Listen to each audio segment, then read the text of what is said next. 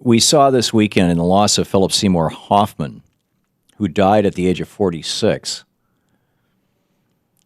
the terrible tragedy of our war on drugs. Now, let me explain. First of all, I found this really interesting. Mike Gallagher is one of my colleagues. He's a conservative talk show host. I think he's over on Salem Radio. And I don't know him well. You know, we've met a few times, but speak at the same conferences and things. But over on his website, mikeonline.com, he said, another senseless death, this time one of the greatest actors of our times. I wonder if he started with marijuana. If you want to get pot lovers mad, dare to even ask the question if an Oscar-winning movie star who's found dead in his bathroom with a needle stuck in his arm started with marijuana. He's opposed to decriminalizing pot. And I guess you would assume from Mike Gallagher's statement that we can expect to see an explosion of heroin overdoses now in Washington State and Colorado. And I think it's this uninformed, jingoistic perspective, which is widely embraced in America. Talkers Magazine, this is how I learned of what happened, Mike's experience, what Mike Gallagher said, because Talker says that he got over 50,000 views and death threats against him, his family, and his dog for posting this on his website. But mostly, hey, this guy's getting some publicity, right, for coming out and saying this.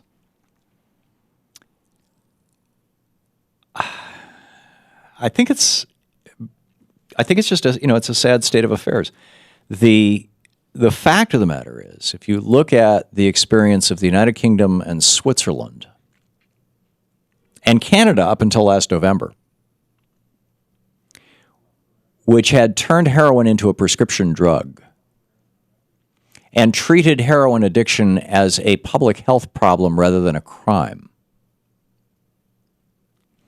that heroin doesn't ravage the liver the way alcohol does, and heroin doesn't cause lung cancer the way smoking does. This is not a pro-heroin pitch. I actually think that there are medicinal values and even recreational values to pot. I don't think that of heroin. But that said, there actually is a medicinal value for heroin. It's a very, very powerful painkiller. I mean, if morphine doesn't quite work but is almost getting you there, prescription heroin should be available, in my opinion. I mean, it was originally sold as a cough medicine for children by Bayer. They came up with a brand name, heroin. You can find online pictures of the old 1918 bottles of heroin, cough syrups for children. It works. And it does work. It just has this side effect of being very addictive. But the principal two side effects of the use of heroin are addiction and the things that come along with it being illegal, which are principally disease and the threat of imprisonment. And what Switzerland and England found was that when they made heroin a prescription drug and said to doctors, and very carefully supervised, doctors who are specialists in addiction, not just, any old doc, you may prescribe this to addicts to treat their addiction. And the heroin addicts would come into these clinics 3 times a day and shoot up, literally shoot up, with a brand new fresh needle.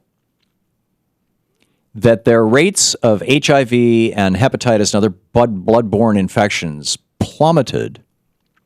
Crime dropped because these guys didn't have to steal anymore to support a habit.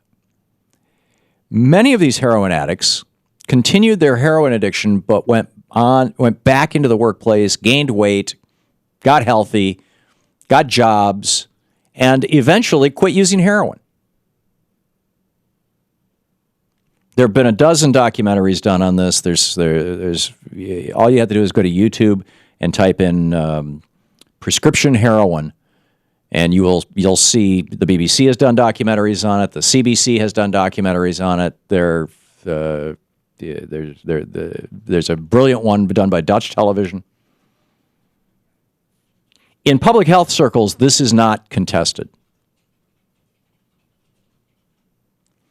So, the idea that because Colorado and Washington State have legalized pot, you're going to see an increase in the use of heroin. That's nonsense.